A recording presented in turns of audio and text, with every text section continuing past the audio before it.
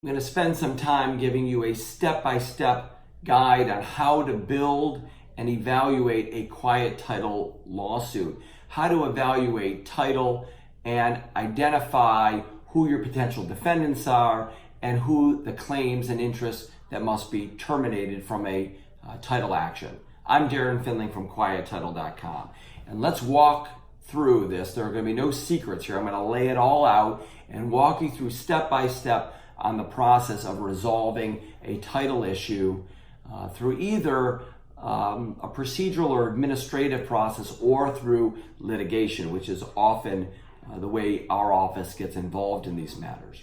So how does it begin? Typically, we get a phone call from a title company or an individual on the eve or on the day of a closing. They learn that there's a title issue really at the last moment, right before the deal is supposed to close. And that's really unfortunate because often a quiet title action or an administrative process to resolve a title issue is something that takes some time. We're going to walk through those. So one of the first kind of suggestions or tips are to identify the title issue as early on in the process as possible. Knowing it will give you sufficient time to resolve the issue. Typically, the way we identify the title-related issue, often we get a title commitment, sometimes called a title report or title search. A title agency has gone down to the Register of Deeds and identified the history of title. We call it the chain of title. And in this report is a description of the requirements before that title insurance company will issue what we call an owner's policy, or if there's a mortgage policy, of title insurance. So there are requirements that are set forth, and within those requirements, they will identify any defects in the chain of title, any gaps or issues that must be resolved before the ownership policy would be issued or commitment would be issued. This is one typical way in which title issues are identified, but it's not the only way. Of course, you can go to the Register of Deeds in the county in which the property resides and do your own title analysis. These are public records. All documents, deeds, mortgages, discharges, and so on, are recorded at the Register of Deeds. So you can rely on a title agency or a title commitment or report to identify the defects, or you can simply go down to the Register of Deeds and do your own title search.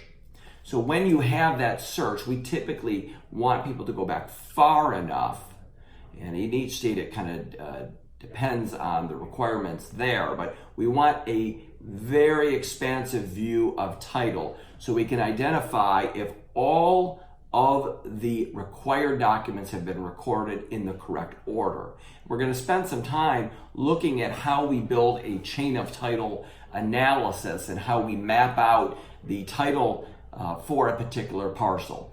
But most importantly, we want whoever is doing this analysis to have a full understanding of the title issues. All the recorded deeds, mortgages, discharges, and so on need to have been pulled in some search, either by yourself or through a title agency, so then you can start mapping it out.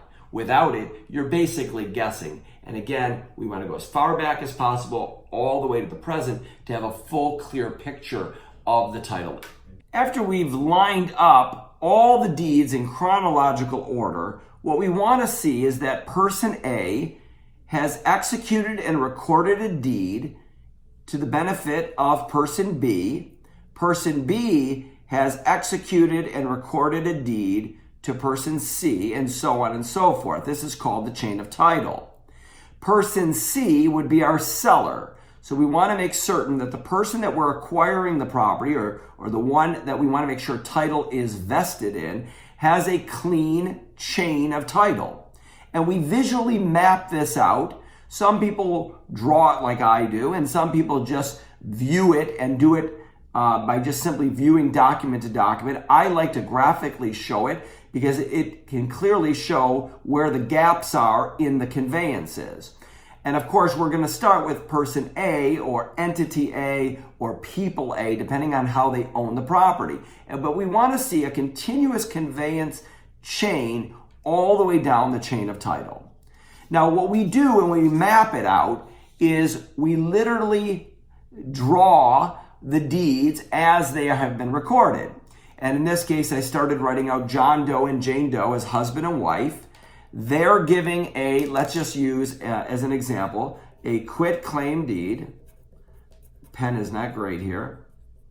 And that quitclaim deed, let's just say it was recorded on a particular date, 1/1 of 85, and that it was deeded, or the date on the deed was also 1/1 of 85. Then this deed or this conveyance conveyed to Bill Smith in his individual name. And then there's another deed from Bill Smith by, let's say it's a warranty deed. I'll use a different color just so the pen works really nicely. This warranty deed is recorded, let's say 1/1 of 2010 and dated 1/1 of 2010 also. But Bill Smith gives to, let's call her Julie Johnson. And Julie Johnson is that person C that we identified in the earlier description. Now, in this analysis, if there is a missing link or gap in the chain of title, it is that interest that we would identify as the party or defendant in our lawsuit. Once those parties have been identified that are gaps in the chain of title, missing links, potential defendants, we start building our lawsuit. Now, I used a simplistic description here of what a gap could look like. In the examples I was using, they were missing deeds. But of course, there could be mortgages that have been recorded that were never discharged. Or there could be a land contract in which the seller, we call that the vendor, never gave a deed to the vendee. This happens a lot because the vendee often assumes that after they've made their many, many months of payments to the vendor, that they simply become the owner. But they forget that they need the deed to make that chain complete. Another example could be that there are multiple parties that owned a property and only some of them gave the deed down the chain of title. These are just a variety of examples that could create a title issue that would warrant the necessity to clean it up. So now once you've identified it, you've mapped it out, you've done your analysis, you've confirmed it maybe against what the title company believes is the issue, you start identifying whether these issues can be resolved administratively or whether a lawsuit is necessary. So here's how this works. We look at the undischarged interest or the gaps in the chain of title, and we ask ourselves, are these things that if we make a phone call or write a letter could cure or correct themselves? So for example, by making a call to a mortgage company, can we get that discharge of mortgage? If there's a missing deed, can we call the last party that was the grantor on the deed and say, hey, there was a missing deed or a deed done incorrectly. Can we gain your cooperation to cure or correct the chain of title? Now, I would say very rarely are you able to do that, but it's worth the effort and it'll save some money and some potential time in doing a lawsuit. But unfortunately, often the mortgage company is out of business.